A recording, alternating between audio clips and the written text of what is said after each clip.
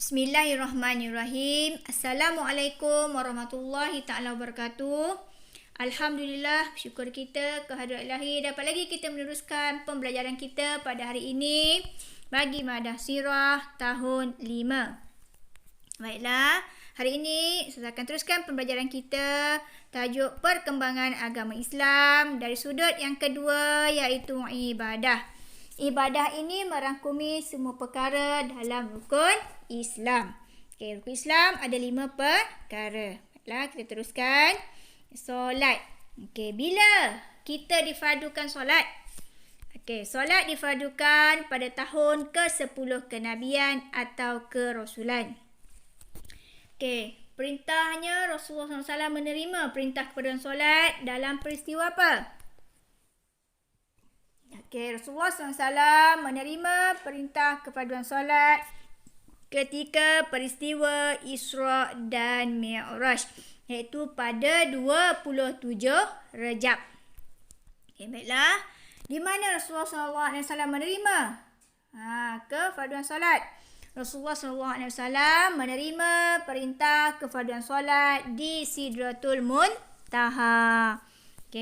Masa ni Rasulullah SAW menerima kepaduan solat sebanyak 50 waktu. Kemudian Rasulullah SAW minta kurang dengan Allah, berjumpa dengan Allah, mohon kurang sehinggalah kepada 5 waktu saja. Baiklah, teruskan.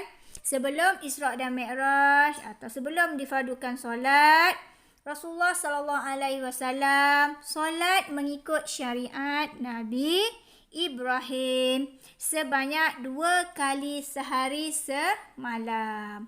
2 kali sahaja sehari semalam. Bila dah solat difardukan, macam mana kita nak tahu maksudnya sesuatu waktu fardu? Kemudian iaitu azan. Azan disyariatkan pada tahun pertama Hijrah. Pada tahun pertama Hijrah. Azan ini dicadangkan oleh dicadangkan untuk melakukan azan ini dicadangkan oleh Abdullah bin Zaidul Al-Ansari kerana bermimpi cara melaungkan azan. Inilah menentukan maksudnya waktu solat melaungkan azan. Yang inilah nama dia, Abdullah bin Zaidul Al-Ansari lah memberi cadangan sebab beliau bermimpi cara melaungkan azan. Dan Rasulullah SAW menyuruh Abdullah bin Zaidul Al-Ansari tadi mengajar Bilal bin Rabah azan, melaungkan azan.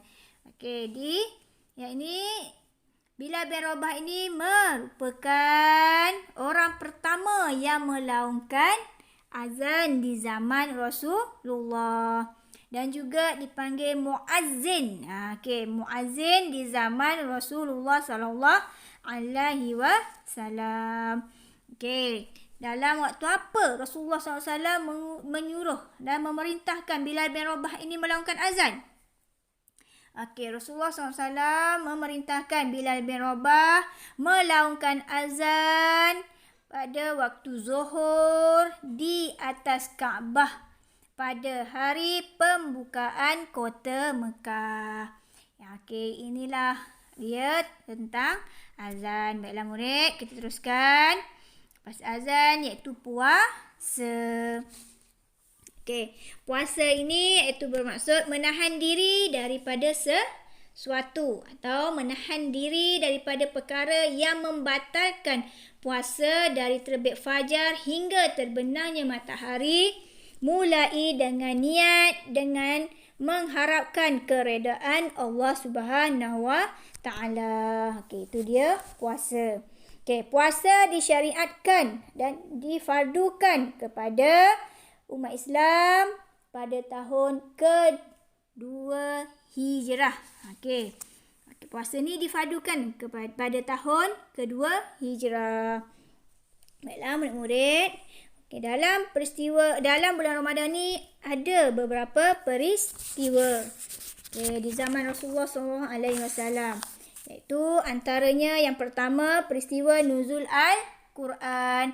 Nuzul Al-Quran ni iaitu turunnya Al-Quran iaitu pada 17 Ramadan. Setiap kali bulan Ramadan kita dah tahu nuzul Al-Quran inilah dia. Kemudian peristiwa yang kedua iaitu Perang Badar. Perang Badar berlaku pada 17 Ramadan juga. Baiklah murid-murid, inilah peristiwa yang berlaku di bulan Ramadan. Baiklah, seterusnya iaitu ibadah zakat. Ibadah zakat. Zakat ni bermaksud dia bersih dan suci lah. Bersih, suci. Kemudian mengeluarkan sebahagian harta atau miliknya yang tertentu kepada golongan yang layak menerima dengan kadar yang tertentu apabila cukup bahagian dan sampai masanya pada 1 tahun atau setelah sempurna menuainya. Maksud kat sini dengan syarat yang tertentu kepada yang golongan yang layak dengan kadar yang tertentu. Ini dia zakat. Baiklah. Kita teruskan.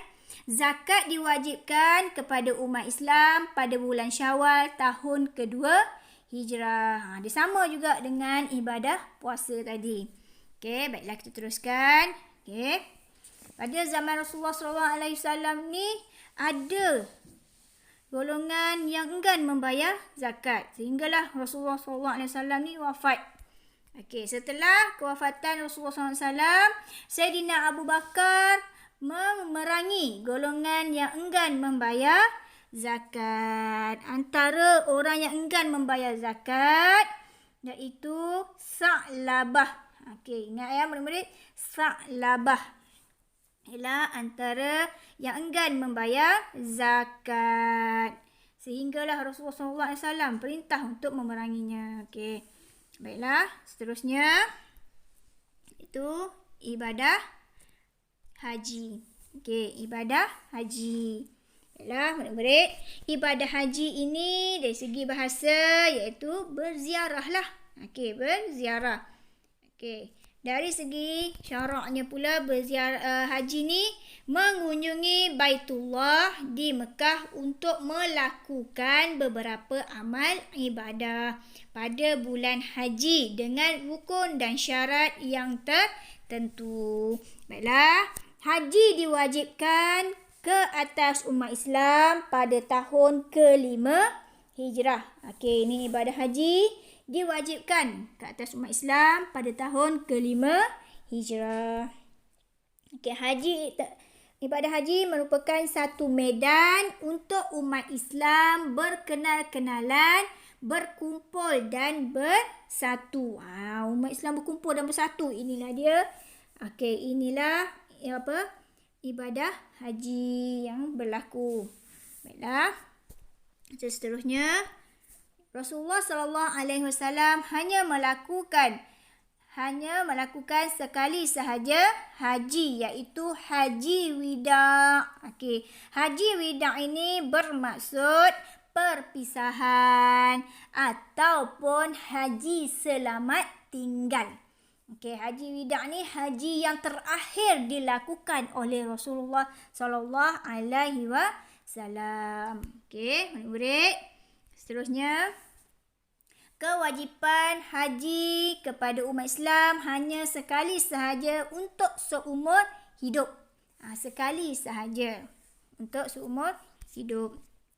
Murid-murid. Dengan sini Ustazah harap apa yang Ustazah sampaikan ni kamu ingat dan faham sejelas-jelasnya. Boleh ulang banyak kali. Video ni, nota ni kamu boleh ulang untuk ingat. Yang penting-penting iaitu nama, tarikh, tempat dan juga maksudnya.